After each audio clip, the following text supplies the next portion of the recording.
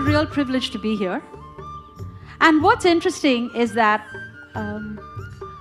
both these amazing people, I hesitated for a moment before calling them people because they have such dimensions to them.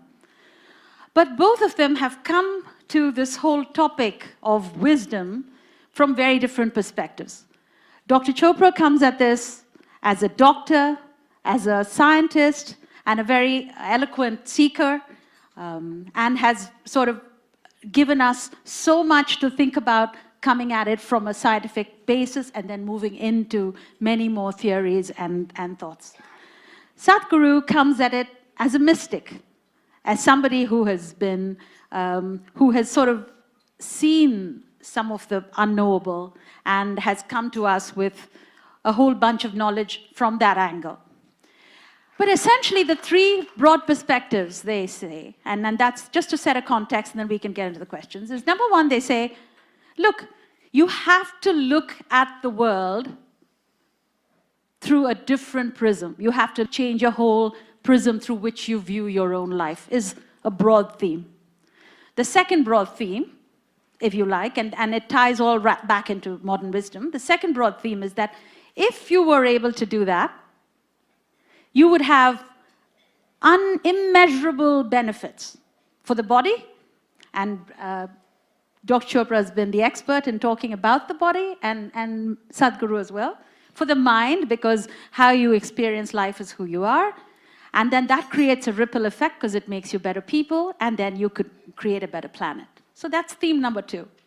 And then theme number three is to do that, you have to do a whole lot of things. This is not something that just happens easily. You have to go through a lot of rigorous discipline, and you need a science and technology to get there, essentially. And that science and technology comes in the form of yoga, and different forms of yoga, different forms of inner engineering, and self-inquiry, self-knowledge, self-discipline, and so on, that Dr. Chopra talks about. So there's many, many techniques. So these are three broad themes.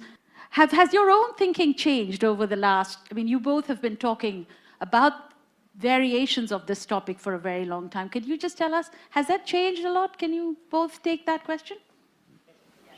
First of all, thank you for that amazing invocation. You really created the atmosphere here. And it's a great honor to meet you again, Sadhguru, after all these years. I remember playing Frisbee with you in Puerto Rico. And of course, Dr. Jayaraman, one day I will be like you. Okay? So yeah, my thinking has changed in the sense that when I started moving out of mainstream so-called scientific thinking, I was trying to establish in my mind the connection between mind and body. And over the last 4 decades, I have realized, which has been obvious to great sages throughout the centuries, that there's no system of thought that can access truth or reality, whether it's a scientific system of thought or a mathematical system of thought, or these days we talk about quantum physics. None of these systems of thought can give us the experience of reality, because reality is beyond thought. Reality is inconceivable to the mind. These systems of thought, even scientific systems of thought, create models of reality. Not reality, but models of reality. And we have faith in them because once we understand the model, we can create technology. So we can create jet planes and bombs and mechanized death and internet and all the wonderful things. So we think science gives us access to reality. But even science is an activity in something that is not mind, that is not matter. For lack of a better word, it's a field of awareness, what the great sages call Brahman. And the universe is a modified form of that. Your mind, your body, and the universe out there is all conceived, constructed, governed, and the becoming of a non-local, inconceivable, dimensionless reality which is not in space and time. Now, this is very difficult for the modern person to grasp, okay, but it's actually part of since we're talking about ancient wisdom traditions, if you read the Yoga Vaishishta, it says that which cannot be seen but without which there's no seeing. That which cannot be perceived but without which there's no perception. Cannot be imagined but without that which there is no imagination, creativity, insight, intuition, choice. Everything that we call reality comes from an inconceivable, dimensionless, non-local domain which is not in space-time. So, you know, when Lord Krishna talks about it, water cannot wet it, wind cannot dry it, weapons cannot shatter it, fire cannot burn it, it's ancient, it's unborn, it's not subject to death. Now that's inconceivable to the mind, but it's experiential when you settle into awareness, when you settle into being, when you settle into existence, what is called Satchitananda or Tattvamasi, and you saw the video where he expressed his experience. That's not an intellectual experience. That is a transcendent experience. I'll stop there. Sadhguru, you come at it from knowing. Tell us how your own thinking has changed, how your own knowledge has changed. I mean, I cannot say much about thought because I don't have much thought.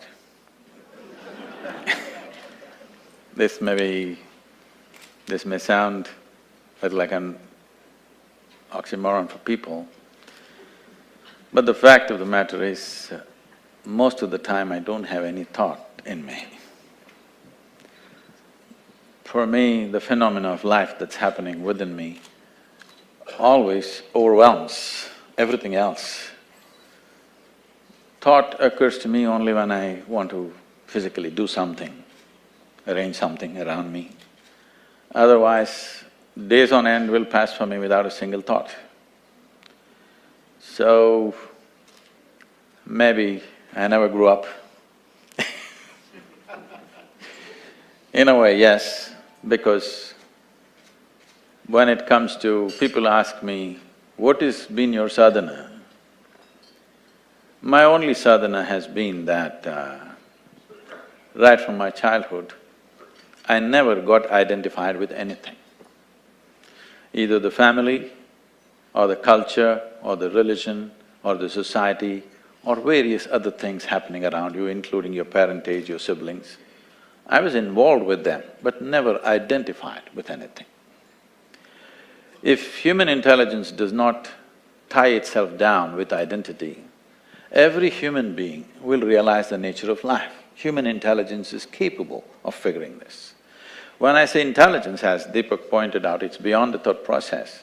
Unfortunately, because of the type of education systems we have today, we are completely committed to one dimension of our intelligence, which we call as the intellect, which is just the thought process.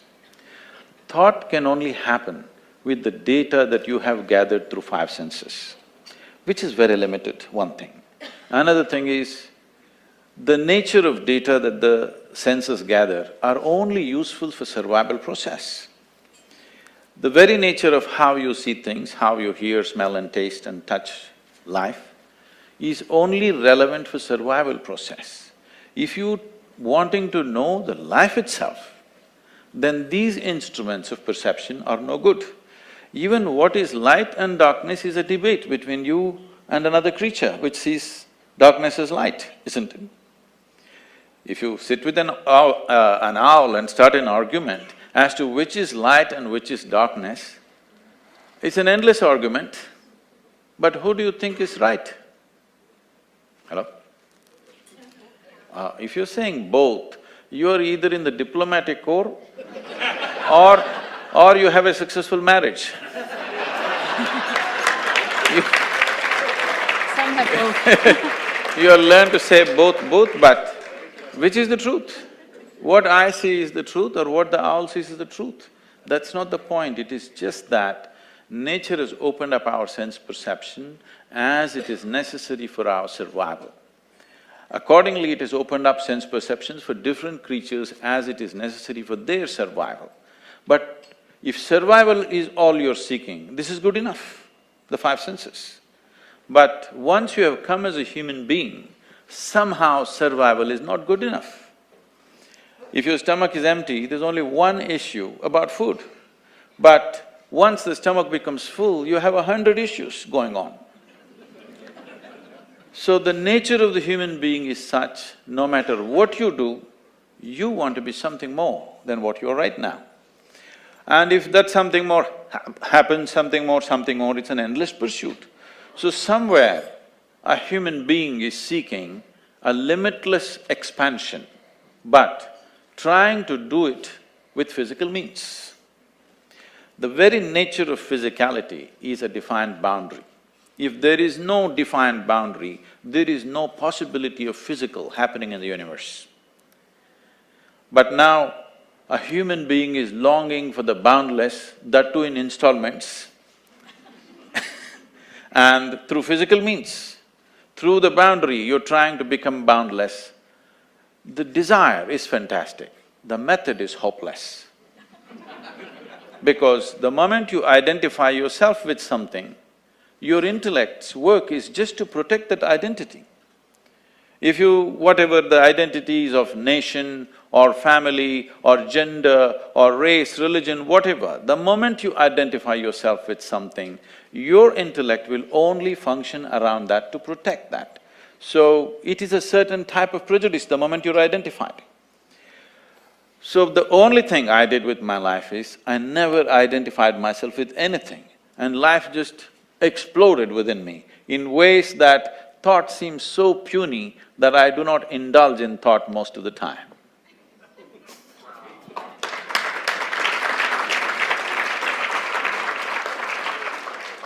You know, what you're saying, for all of us here, in some way, shape or form, we all pride ourselves on thinking human beings. This is a tough pill to swallow. Thinking is just recycling of the data that you already gathered. So, what is the leap of faith that you go from this perspective of thinking and thoughts to we don't belong to anyone, you know, we are not identified with any instrument, with any sort of localness. And I know both of you have spoken about that. The thing is, this is not something that people will not get. They will get this. This is not some great teaching I'm telling you. If you get it right now in your life will transform in ways that you can't imagine possible. Otherwise, someday you will get it from the maggots.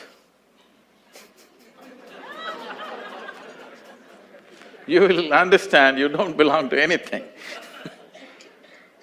So, the entire culture of what you're calling as Bharat is about Vairagya.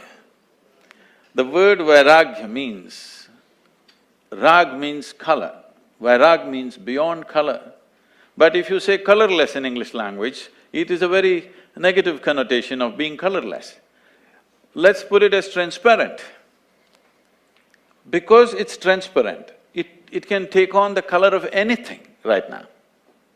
Right now, if my background is red, I'm red. If it's yellow, I'm yellow. I'm picking the colors from you, okay? Thank you, I appreciate it. Well, blue and gold aren't bad either. Dr. Well, did you have something to add to that? Just to elaborate on what he said. You're listening to us here. Now, just for a moment, turn your attention to who or what is listening. What he experiences being, right? Another word for awareness or existence. It's not a thought. Thought is what creates the subject-object split. Being is all there is, and being is not a thought. Okay, so as even now, if I asked you, are you aware? That's being.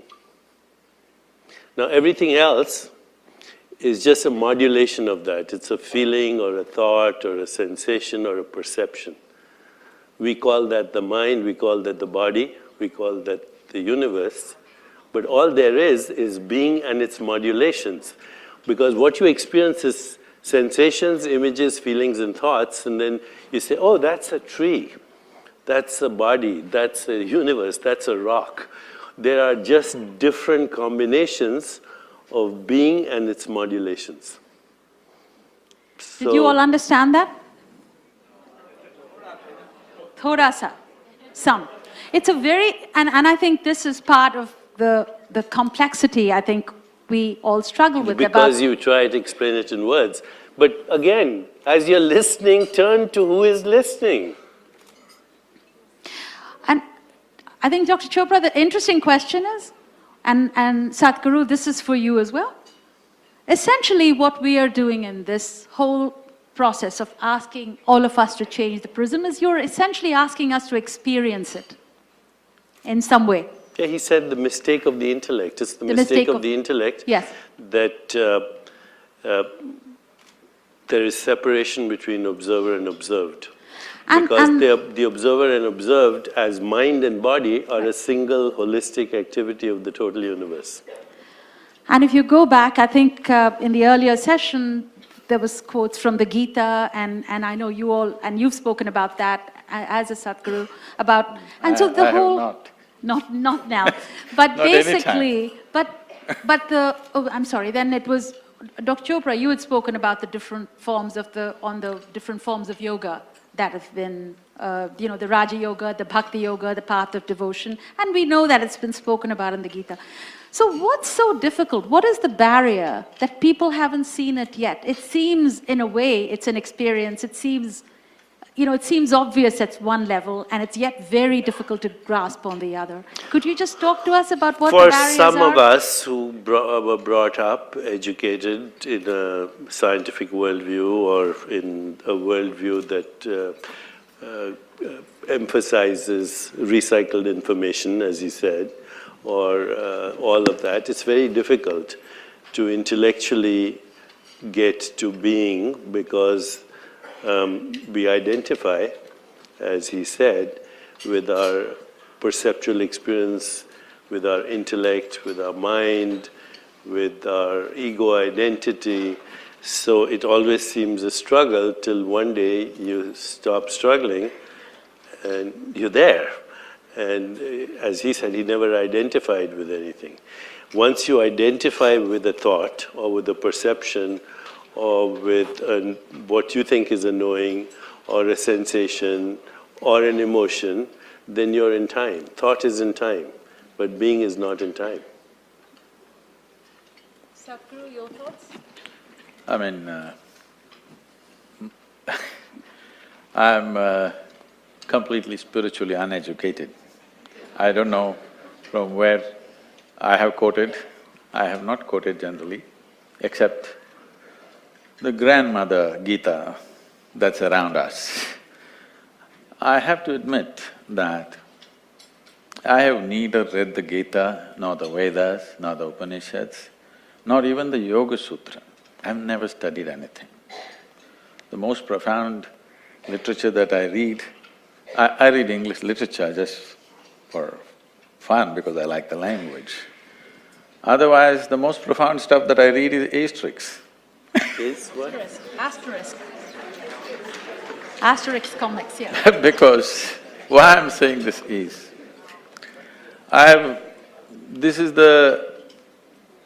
this is what it is. For example, a modern scientist is trying to mathematically deduce the reality. Everything has to fit in to his math, and he will deduct everything and say the entire universe is one. But it's not in his experience. A religious person will say, God is everywhere, so everything is one. But it's not yet in his experience. He believes. One is making deductions, another is believing. A yogi is a hard nut who doesn't believe anything, who doesn't want to deduce anything. Unless it becomes real within him, it's not real for him.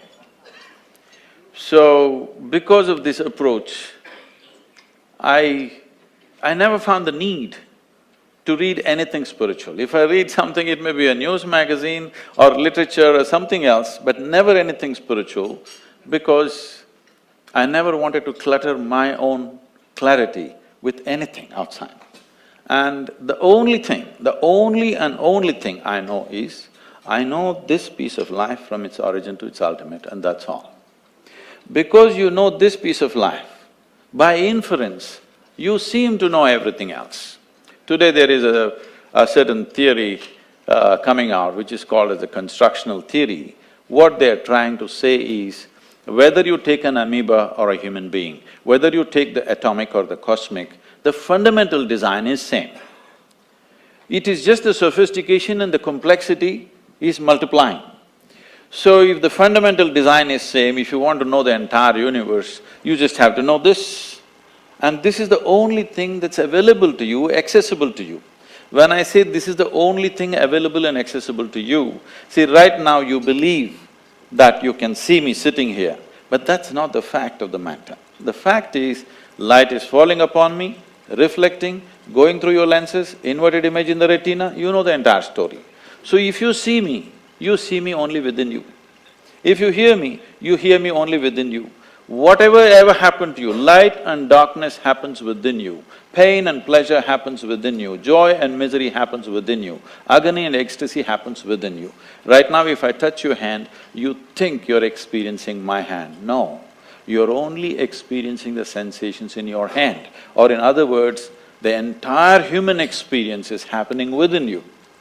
The very seat of your experience is within you. What is happening within you, at least you must be able to determine. What is happening within you must happen the way you want it. If what happens within you happens the way you want it, suddenly your ability to create what you want to happen in the world also is tremendously enhanced. Not because you know the world, because you know this. This is why realization was held as the biggest thing. You must understand it's realization, it's not an achievement. It is not an attainment, it's a realization. Realization means it's always there. I was stupid enough not to see it, suddenly one day I saw it. That's what realization means. Never we said any inner things or accomplishments or achievements, they are not any kind of peak climbing. It's just a realization, it's always been there. It was always been there to see. So everybody is quoting Gita, let me also quote. At some point it seems Arjuna asked, I don't know, it's been whether made up by somebody, it's really in Gita, please correct me if it is so. It seems Arjuna asked that, where is this truth that you're talking about? This intangible, unperceivable truth, where is it? It seems Krishna laughed and said, it's at the tip of your nose. Now there are many schools of yoga which are intensely focusing on the tips of their noses and getting headache. Try and see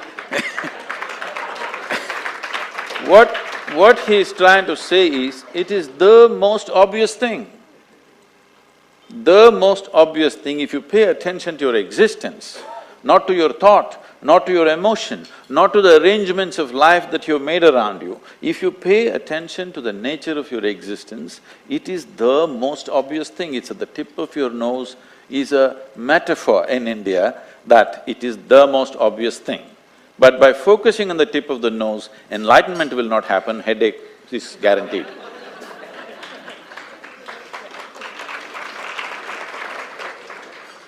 So picking up on Sadhguru's point, Dr. Chopra, so what is scientific inquiry in this, with this construct? Which is, hey, it's realization, it is a knowing. And what… You know, Sadhguru is one of the few lucky ones. I've known two other people who said what he said, that I thank God I never read anything. One was Maharishi Mahesh Yogi. He used to always say, thank God I never read anything because it would have cluttered my mind. And the other was Krishnamurti. He would say the same thing, that the more you read, the more you clutter your mind. And he also would say, I've never read anything. So that's unusual. He happens to have fallen into existence because he fell into existence, okay, or awareness, or whatever you want to call it, being. I was not, I struggled, okay. I read all the scientific literature, medical literature, psychology, Jungian psychology. I read the Bhagavad Gita, every single translation. I read Rig Veda, I read Yoga Vasishtha, I read Kashmir Shaivism, Vedanta, all of that. No, you shouldn't, your mind will get cluttered. So at this stage in my life, I also want to know what they said in the past. Yeah, well, they said what you're saying. I mean, they said exactly what you're saying. But for me, as a person who had been trained to look at things scientifically, it was both a struggle and a need, because reality is not a map, and yet science gives us maps.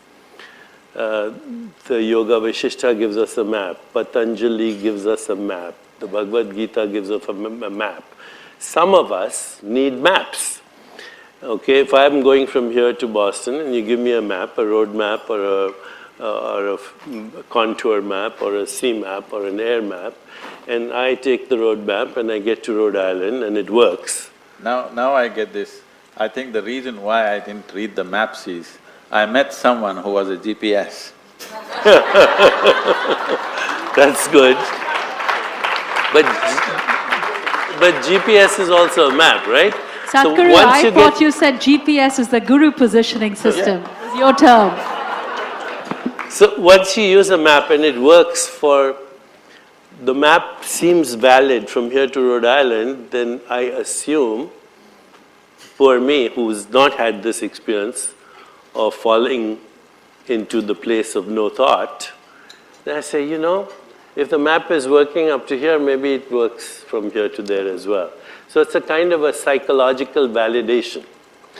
And I'll just stop in a moment, but for the last 10 years at our center, when we teach people to sit in reflection, contemplative self-inquiry, or transcendence, or take them through what we call the wheel of awareness, vipassana, or body awareness, or awareness inside the body, or awareness of mental space. We've been doing it now for 25 years. But last 5–10 years, we've been able to look at the brain, we've been able to look at gene expression, we've been able to look at cell markers of aging, telomerase, telomere length. We've been able to look at what are called inflammatory markers. In other words, everything that's happening in the body at a biological cell level. 23,000 genes, 3.3 million bacterial genes. Actually, your body is more bacteria than it is human cells, the microbiome. So we're looking at those genes, and then we're looking at what is called the epigenome, which is the shell of proteins outside the genome, and how these work together. And what we are finding is remarkable. In the beginning, nobody would believe us, but now we have collaborations with Harvard, UCSF, UCSD, Scripps, with digital technology, with Duke University, with Mount Sinai. We can look at a blood sample, and we can tell you, just by looking at the blood sample and the gene expression, if you're experiencing samadhi occasionally or not, if your mind is quiet or not, if you're falling into the place where he Even whether our parents experience this. Parents too. In fact, the epigenetic shows that your experiences now, which are not in your brain, by the way. Everybody says, my experience is in my brain. It's not in your brain. Your experiences are not in your body. Your experiences are in a non-local consciousness, which is not in space-time. But whatever, that's a whole different discussion. But we can now, in fact, our collaborator, and this is a joke actually, but it tell you where science is. One of our collaborators, who's Eric Schott here at Mount Sinai, he does genomic expression, he does RNA transcription, he looks at what is called the transcriptome. He showed a slide. He says this is a genetic signature of people who are experiencing samadhi. And these are people that he had studied at our center. So somebody asked him in the audience, they said, Dr. Shah, do you meditate? He said, no. He says, are you going to learn? He said, no. He said, but you just showed us the signature, the genetic signature of somebody who does. He says, yeah, but I'll figure out how to make a drug out of this. So what Deepak is saying is, if your children are brats, it's you. Yes, it is you. It is you. 7 generations. You know, in Hawaii they have these temples and cow farms. If a cow has been zapped electrically, the next generation of cows will not go to the fence. They already know it's electrical and they might get shocked. Okay? Then the following generation. Now, people have done experiments right here where you take mice and you have them smell wintergreen, which is a very pleasant smell. Then they get mild electrical shocks. The next 7 generations of mice will be scared by smelling wintergreen. So, this is the first window that's opening into what we call sanskaras or vasanas. You know, you have 2 identical twins and they have the same genome. In fact, exactly the same genome. But they're not the same people, right? They have different, mother will tell you that they have different personalities. Where is the seat of this personality? Where is it coming from? This is why science opens the window to what people already knew, actually, in our tradition. And it's interesting that even if science opens the window, and I think both of you have said it in different ways, that it's just a very small, you know, it's still like, boiling the ocean in a kerosene stove, because science can only go so far because there's so many forms of knowing and so many forms of seeing, as you have said. So it's a challenge, I imagine. Even science is a series of realizations, okay? I mean, science is not outside of this. Science has evolved because of series of realizations, but happening in small spurts, not grasping the entirety of it, but in bits and pieces, realization and realization and realization, this is what it is. We say he discovered something, but what it is he observed something. He realized that this is the way it works, some aspect of it. And knowing the physical dimension of how it functions allows you to do many things with the physical world, which you see in the form of technology today. Very important thing though, but science has now brought us to what we call the portal or the door of the sub-empirical. And the sub-empirical is less than 0.01% of the unmanifest, which is scientifically unknowable, not unknown, unknowable, because how do you measure something that is totally unmanifest? It's not in space-time, okay? So once you get beyond, I think if I can elaborate on this for just 1 minute, the 2 most open questions in science today, there are 150 open questions, but the 2 most open questions, number 1 is, what is the universe made of? And the answer is we don't know, because 96% of the universe is invisible, what they call dark energy, dark matter, but it's not, those are words. They don't know exactly what it is. One is expanding the universe, one is contracting the universe. Dark energy, 96%, that leaves 4% of the universe, which is atomic. Of that 4%, 99.99% is invisible interstellar dust, which hasn't become stars and galaxies. So the visible universe, which is all the galaxies, the billions of stars, the trillions of planets, is 0.01%. Now that 0.01%, which is made of atoms, is made of particles, but particles, when you're not looking at particles or when they're not interacting with other particles, they disappear, they become waves. So what's the universe made of? Nothing. And this is a scientific fact. The second open question is, where does consciousness come from? And scientists are struggling because they think consciousness is a production of the brain. Just like, bile is a production of your gallbladder, or acid is a production of your stomach, pancreatic juice is made by your pancreas. Oh, so consciousness made by the brain. So they keep struggling. This is called the hard problem of consciousness. Sadhguru mentioned photons. Okay, this is the hard problem. This, I'll just stop in 1 second. But right now you're looking at this. This is blue, this is red. You're seeing this beautiful shirt. What's coming to your eyes are colorless photons. What's going to your brain is an electrical current. What's happening in your brain is chemistry. You're not experiencing chemistry or electrical currents. You're experiencing a three-dimensional reality in space-time. No one knows how that happens, so they keep struggling and struggling. If I ask you to imagine a beautiful sunset on the ocean, do it right now. You see a picture. There's no picture in your brain. So, the fact that the brain produces consciousness is just an idea. Nobody has ever proved that. Consciousness is not in the brain. The brain is in consciousness. The body is in consciousness. The mind is in consciousness. The whole universe is in consciousness. And you cannot get at it through a system of thought.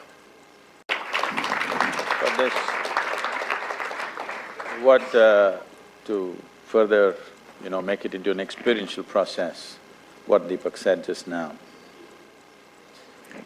You obviously cannot access it with thought process because thought is an accumulated information which you're recycling according to your convenience. Right now, our ideas of who we are, or what I am and what I am not, is determined by this. If you just do this simple experiment right now, take your right hand and touch your left hand, please, all of you. Can you do this? Is that you? Is that you? Yes. Just touch the chair on which you're sitting. Is that you? Oh, who's this? But it is. You own the… It is. Now, in your experience, this is me and this is not me. The basis of this experience is coming from this. Where there is a sensation, you think it's me. Where there is no sensation, you think it's not me. Right now, the water in the glass is not you, but if you consume it, it becomes you. And these whatever number of kilograms you carry right now, all this was all over the planet, and today it's me. The air that you breathe, what is not you is becoming you. The food on your table, what is not you is becoming you right now. This moment, what is not you, in a couple of hours it becomes you. So, your experience of myself is basically the boundaries of your sensation. The nature of the boundaries of sensation are such, if you allow your life energies to be in a certain level of exuberance, you will see the boundaries of your sensation will expand. You can just know this just by rubbing your hands and holding it like this, you will see something begins to happen between your hands. There are sensations transmitting between the two hands. Or if you've been very joyful or ecstatic at a certain moment, you will see sensations seem to be all over the place. If you create a certain system within you where your life energies are kept in a certain level of exuberance, then the sensory body will expand. If the sensory body, let us say, became as big as this hall, then you will experience everything in this hall and everybody in this hall as a part of yourself, like you experience the 5 fingers of your hand as yourself right now. So what is referred to as yoga is, the word yoga means union. That means you experience the entire universe as yourself. This is happening because you are in such a state of… you have found a mechanism by working with the body, by working with the mind, by working with the emotion and energy, you have set up a step-by-step system within yourself where your energies are kept at such a level of exuberance that your sensory body is as large as the universe. So if you sit here, you experience the entire universe as myself. Once you experience everybody around you as yourself, then I don't have to tell you, don't kill this person, don't drop that person, don't harm this… all morality will be useless for you because you have experienced everything as myself. You don't have to try to be good. Your goodness is a consequence. Your goodness is not an effort. What he says, he's saying it experientially, okay? But the fact is, if you ask scientists, are there any boundaries in the universe, they'll tell you there isn't. Every boundary is notional or perceptual, and we don't know how perception occurs anyway. So, boundaries are conceptual ideas. There are no boundaries in the universe. And there are no boundaries to your skin. In fact, what he said is your body is the entire ecosystem. It's not only the entire ecosystem of the planet. The carbon, the hydrogen, the oxygen, the nitrogen came from galaxies. So the carbon in your fingernails and the hydrogen in your eyes or the oxygen in your blood could have come from different galaxies. You are the total universe at this moment, a pattern of behavior in space-time. And before I say Jack Robinson, you're a different activity anyway. There is no permanent activity as a noun. You are not a noun, you're a verb. And the verb is the activity of the total universe. I, the most frequent word we use is I. So I say, where are you? You say, I'm here. Okay. And so then I can ask you, okay, you're here, but where am I? You say, you're there. You say, where is the I in you experiencing seeing me? I do this with neuroscientists, and they'll say, in my eyes. I say, your eyes are this big, they're 9 centimeters apart, the retina is curved. By the time light gets into your retina, it's inverted, you should be seeing two of me about this size, upside down, 9 centimeters apart. You're not having that experience. Then they point to the brain and say, how do I fit inside your brain? How does this room fit inside your brain? How does the whole world fit inside your brain? There's no answer for this in science, by the way. Rumi, there's a beautiful poem. Look at your eyes, they're so small, they see enormous things. So where is the I that is experiencing this conversation right now? Where is it? It's the wrong question. It has no location in space or time. That is who I is. And the whole universe is in I.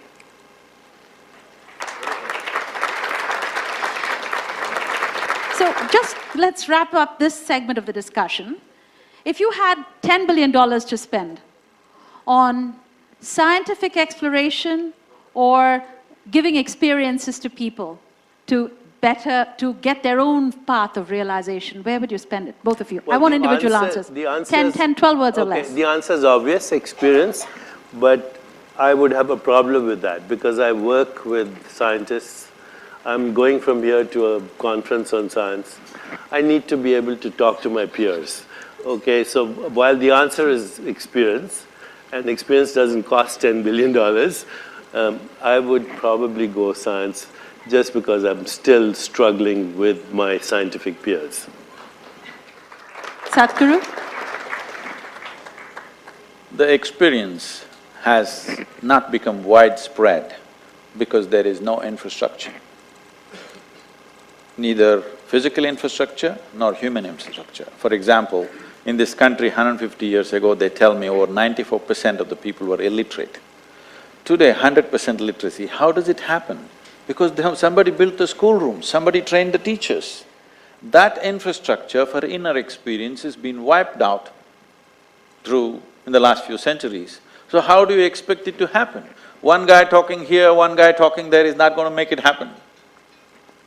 What should be a part of our life from the day we start? Because the nature of human intelligence is such that if you don't mess it up with belief systems, every human being will find it. Too many concepts, too many ideas, too many belief systems. Human intelligence is corrupt from the beginning. If you do not corrupt human intelligence, just leave it. Every human being is capable of knowing this. It is not some superhuman thing. The most important thing to remember is this yoga, this spiritual process is not about becoming superhuman. It is about knowing that being human itself is super.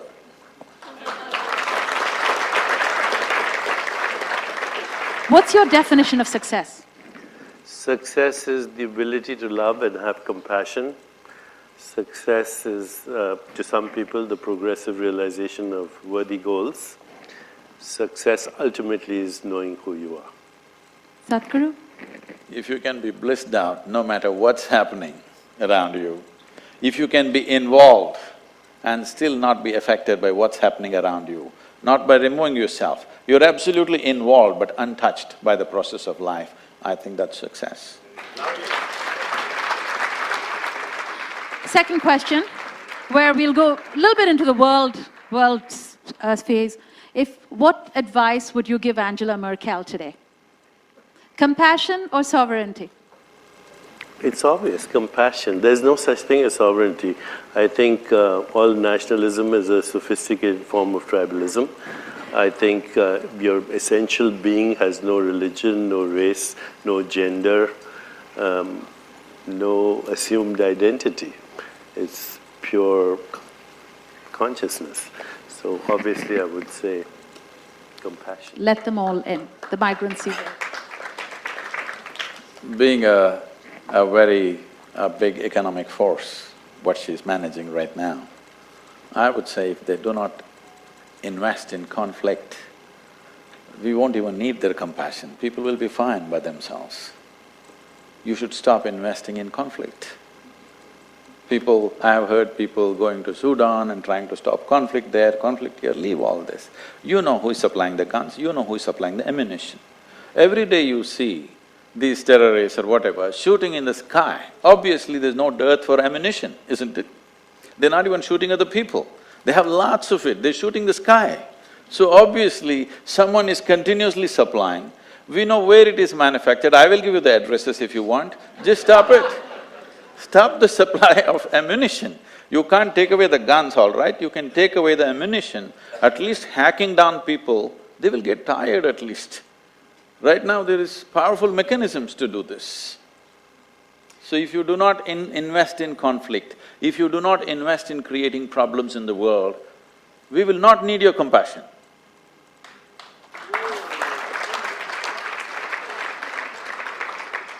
And as a final question, if there is a saying or an affirmation that we could all use in our everyday lives, as we all progress in our quest, whatever that quest is, what would that be? What would you advise to each one? What do each one hold? Would you like to share with us? Might seem very banal. Take it easy. Easy come, easy go. That's my epitaph. There is no need to believe or disbelieve anything. What you know, you know. What you do not know, you do not know. If this one thing comes into every human being, everything will run smoothly around us. Thank you both. Ladies and gentlemen, let's give a very big hand to Sadhguru and Deepak Chopra.